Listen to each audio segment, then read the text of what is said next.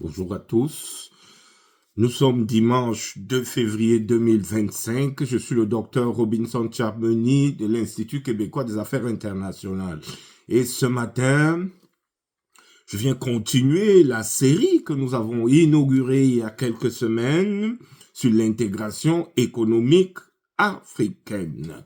Commençons par rappeler que le traité d'Abuja de 1991 va créer la communauté économique africaine qui organise, planifie, ambitionne de créer sur le continent africain, sur toute l'étendue du continent africain, un marché commun africain. Bref, c'est cette organisation qui a été mise sur pied par l'Union africaine pour réaliser l'intégration économique africaine.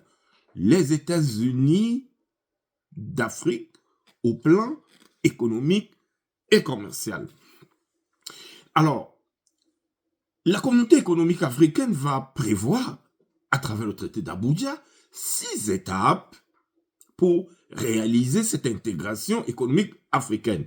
Et le but de cette vidéo, c'est simplement de présenter ou de rappeler les principales étapes qui ont été prévues pour atteindre l'objectif final, à savoir intégrer les économies africaines. Alors, la première étape est celle de la création des blocs régionaux dans les régions où elle n'existait pas encore. Et cette étape devrait s'achever en 1999. À ce jour, c'est-à-dire en 2025, cette étape est déjà réalisée et nous avons présenté dans nos vidéos précédentes au moins 8 blocs régionaux. Rappelons quelques-uns: la CEAC ou CEMAC en Afrique centrale, la CEDEAO qui fait beaucoup parler d'elle en Afrique de l'Ouest, la SADC qu'on commence à entendre parler ces jours-ci, les États de l'Afrique de l'Est, la communauté des États de l'Afrique de l'Est ou l'Union du Maghreb arabe, entre autres. Autant de blocs régionaux qui ont été créés. Donc, l'étape 1 pour la réalisation de l'intégration régionale africaine est terminée. Alors, l'étape 2 consistait au renforcement de l'intégration entre les communautés économiques régionales et l'harmonisation des législations entre ces communautés.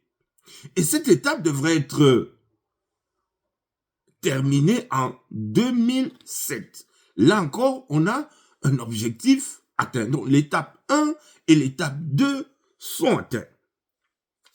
La troisième étape consistait en la création d'une zone de libre-échange et d'une union douanière dans chaque bloc régional. Alors, dans l'analyse, nous verrons la progression ou le niveau de réalisation de cet autre objectif. En réalité, il s'agit de 2 objectifs. Le premier, la création d'une zone de libre-échange dans chacun des 8 blocs régionaux africains que nous avons cités tantôt. Et deuxième objectif, la réalisation d'une union douanière dans chacun de ces 8 blocs. Et cet objectif devrait être réalisé en 2017.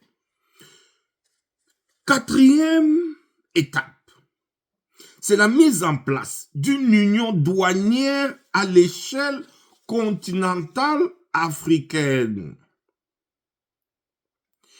mais aussi d'une zone de libre-échange.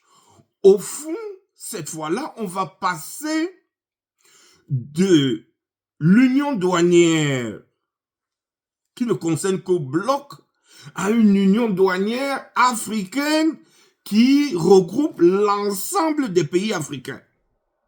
Et donc, on va passer d'une zone de libre-échange intercommunauté économique régionale, donc à l'intérieur des communautés économie régionale, à une zone de libre-échange continentale africaine sur l'ensemble du continent. Alors, cette étape devrait être réalisée en 2019. Nous verrons dans les prochaines analyses où nous en sommes. Cinquième étape, c'est la création d'un marché commun africain. Et cette étape devrait être achevée en 2023. Nous verrons dans l'analyse où nous en sommes en ce moment, en 2025.